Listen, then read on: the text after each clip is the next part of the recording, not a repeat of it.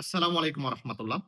যারা এই মুহূর্তে সৌদি আরবে আসতেছেন, সৌদি আরব ইমিগ্রেশন পার হওয়ার সঙ্গে সঙ্গে, সৌদি আরবে পা রাখার সঙ্গে সঙ্গে আপনাদেরকে একটি কাজ করতেই হবে। যদি আপনারা ওই একটি কাজ না করেন তাহলে ভবিষ্যতে ফিউচারে আপনারা বিভিন্ন রকম প্রবলেম ফেস করতে পারেন। এবং ওই একটি কাজ যদি আপনারা সৌদি আরবে পা রাখার সঙ্গে সঙ্গে করে রাখেন তাহলে ফিউচারে আপনারা কিন্তু কোনো প্রকার প্রবলেম ফেস করবেন না। তো আজকের ভিডিওতে সেই কাজটি কি এ বিষয়ে তথ্য দিব। যারা নতুন সৌদিগামী প্রবাসী তাদের খুবই উপকারে আসবে, বা যারা বর্তমানে নতুন সৌদি আরবে চলে এসেছেন কিন্তু সেই কাজটি এখন পর্যন্ত করেননি তাদের কিন্তু খুবই খুবই উপকারে আসবে। দয়া করে সম্পূর্ণ ভিডিওটি দেখার অনুরোধ করতেছি, এবং ভিডিওটি যদি ভালো লেগে থাকে অবশ্যই ভিডিওটিকে শেয়ার করে দিবেন। কারণ আপনার একটা শেয়ারের বিনিময়ে অনেক প্রবাসী ভাই এই সকল তথ্য জেনে তারা সঠিক সিদ্ধান্ত নিতে পারবে। যারা আমার ফেসবুক পেজ থেকে ভিডিওটি দেখতেছেন দয়া করে ফেসবুক পেজটিকে ফলো দিয়ে রাখবেন, এবং আমার ইউটিউব চ্যানেলটি এখনো যারা সাবস্ক্রাইব করেননি দয়া করে সাবস্ক্রাইব করে রাখবেন।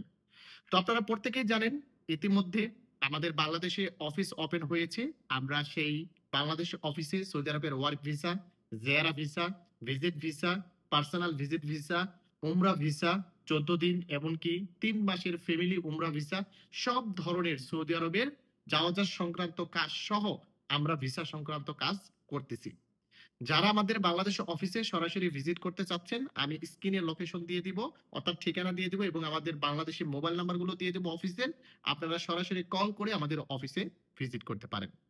তো এখন আসেন, যারা নতুন সৌদি আরবে আসতেছেন তাদের আসলে সৌদি আরবে পা রাখার সঙ্গে সঙ্গে কোন কাজটি করে রাখা উচিত। আমি এর পূর্বে একটা ভিডিওতে ওই কাজটি কিভাবে করবেন সেটা শিখিয়ে দিয়েছি। আমি এই ভিডিও ডিসক্রিপশনে ওই ভিডিওটাকে অ্যাড করে দিব। এখন কি করবেন আপনারা, ধরেন আপনারা সৌদি আরবে পা রেখেছেন, পা রাখার সঙ্গে সঙ্গে আপনাদের প্রথম কাজ হলো আপনাদের যে বর্ডার নাম্বারটা আছে, যেটাকে আরবিতে হুদুদ নাম্বার বলা হয়ে থাকে, এই বর্ডার নাম্বার বা হুদুদ নাম্বারটাকে বের করতে হবে। এটা কি উপকারে আসবে আমি ভিডিওর শেষে আপনাদেরকে বলতেছি।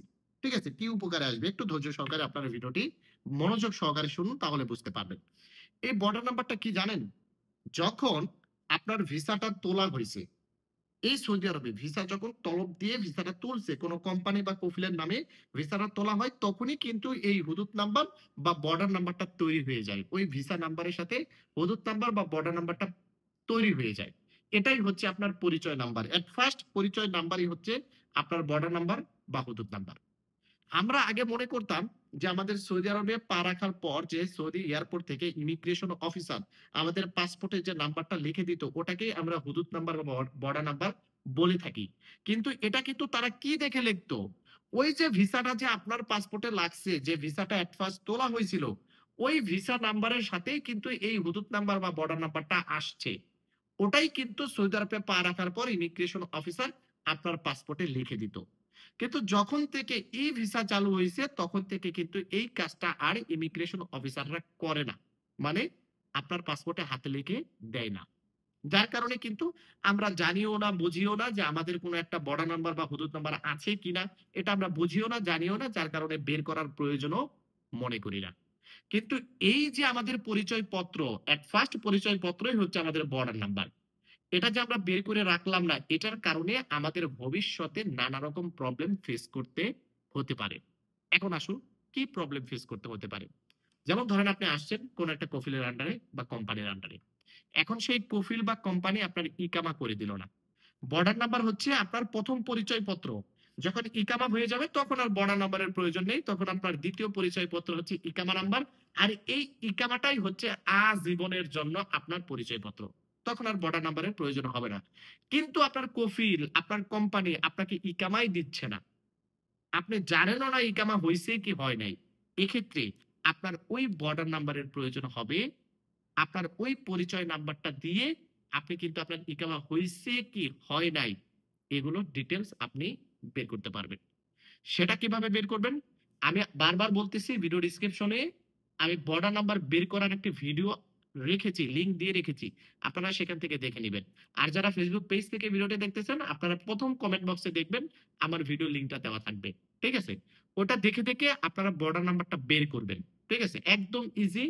আপনারা গুগলে যে সার্চও করতে পারেন যে বর্ডার নাম্বার ইনকোয়ারি, ওখান থেকে নন জিসিসি সিলেক্ট করতে হবে। নন জিসিসি সিলেক্ট করে আপনারা ভিসা নাম্বার এবং ভিসা ইস্যু ডেট দিয়ে খুব সহজেই কিন্তু আপনাদের বর্ডার নাম্বারটা বের করতে পারবেন। আপনারা যদি সময় মতো এই বর্ডার নাম্বারটা বের না করেন, নির্দিষ্ট একটা সময় আছে, ওই সময়ের ভিতরে কিন্তু বের না করলে পরবর্তীতে কিন্তু আপনারা বের করতে পারবেন না। যেমন ধরেন আপনার একটা নির্দিষ্ট সময় আছে, ওই সময়ের ভিতরে আপনি বের করেননি, এটার কারণে পরবর্তীতে নাও বের হতে পারে। আবার আপনার ইকামা হয়ে গেছে, যার কারণে আপনার বর্ডার নাম্বারটা বের নাও হতে পারে। এখন আপনার ইকামা হয়ে গেছে, কিন্তু আপনার কফিল বা কোম্পানি আপনাকে ইকামা নাম্বারটা দিচ্ছে না। তাহলে আপনাকে কি করতে হবে? ওই হুদুদ নাম্বার বা বর্ডার নাম্বার দিয়ে আফসের অ্যাকাউন্ট ক্রিয়েট করলে আপনি অনলাইনের মাধ্যমে খুব সহজেই আপনার সেই ইকামা নাম্বারটা বের করতে পারবেন। তাহলে বুঝুন কতটা উপকারে আসবে। আপনার এই বর্ডার নাম্বারটা থাকার কারণে আপনি ওই বর্ডার নাম্বার দিয়ে খুব সহজে আপসের অ্যাকাউন্ট ওপেন করতে পারতেছেন। আপসের অ্যাকাউন্ট ওপেন থাকার কারণে আপনি বর্ডার নাম্বার দিয়ে সার্চ করতে পারতেছেন যে আপনার ইকামা হয়েছে কি হয় নাই।